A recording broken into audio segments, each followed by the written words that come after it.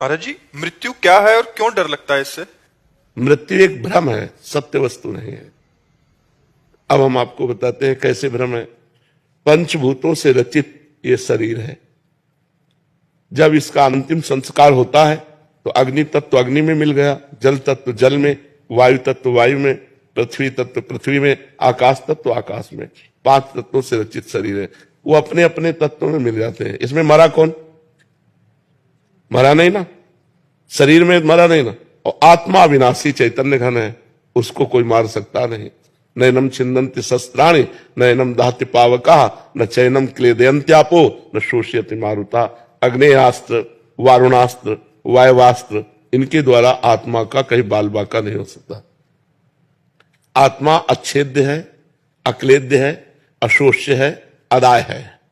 तो मरा कौन? शरीर पंचभूत में मिल गए, आत्म तत्व अंतर ध्यान हो गया, मरा कोई नहीं। अब हम मरे। अब इसकी मरे की व्याख्या करते हैं। हमने इस शरीर को अपना मान लिया, मैं स्त्री मैं पुरुष, और इसमें नियत समय तक रहना है, 50 वर्ष 70 वर्ष 80 वर्ष 100 वर्ष। इसके बाद हट जाना है इस शरीर से। इस शरीर से हट जाना मरण कहा जाता है, और दूसरे शरीर को प्राप्त करना जन्म कहा जाता है। लेकिन जन्म मरण का अस्तित्व नहीं है, भ्रम है। न मृत्यु है न जन्म है। और जब आप जन्म स्वीकार करते हैं तो मृत्यु भी स्वीकार करनी पड़ेगी।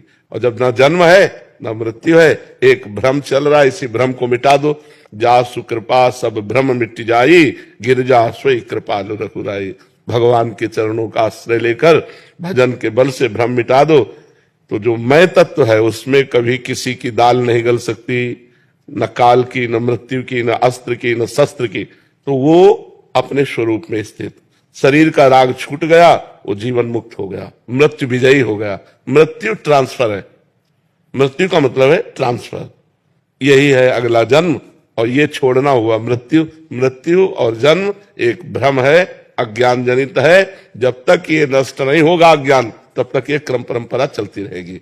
जैसे स्वप्न में एक आदमी समुद्र में डूब रहा है, अब उसके बचाने का उपाय क्या है?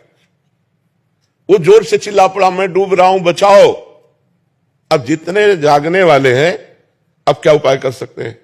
समुद्र के आसपास वो अपने को देख रहा है कि मैं समुद्र में डूब रहा हूं, हल्ला मचा रहा है कि आसपास लोग हैं, मुझे बचा लें। और वो आवाज जोर से निकल पड़ी उसकी स्वप्न में, मैं पानी में डूब रहा हूं, समुद्र में, मुझे बचाओ। अब हम तैराक लावें या नाविक लावें, ये क्या करें? तो एक केवल उपाय है, जगा दो से। जगा दो तो एक बूंद पानी नहीं था, जहां डूब के मर रहा था एक बूंद पानी नहीं था, केवल स्वप्न था। नहीं, तुमा कहूं मैं अनुभव अपना, सत हरि भजन जगत सब सपना। ये पहले रूप नहीं था, 60 वर्ष पहले ये रूप नहीं था। अब आगे पता नहीं कितने मिनट बाद ये रूप नहीं रहेगा। ये बीच में केवल भाषित हो रहा है, इसलिए सपना है। अगर ज्ञान के द्वारा देखो तो जैसे आपकी गाड़ी आपके पैसे के अनुसार है, ऐसे ये गाड़ी है। खूब बढ़िया दान पुण्य भजन किए हो तो तेजस्वी स्वरूप और रुपया पैसा खान पान सब दुनिया का वैभव सब सुख एकत्रित है। गाड़ी है, तुम थोड़ी हो।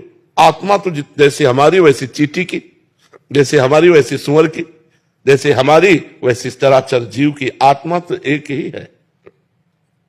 अनेक शरीर दिखाई दे रहे हैं, जैसे सूर्य एक है और घड़े करोड़ों रखे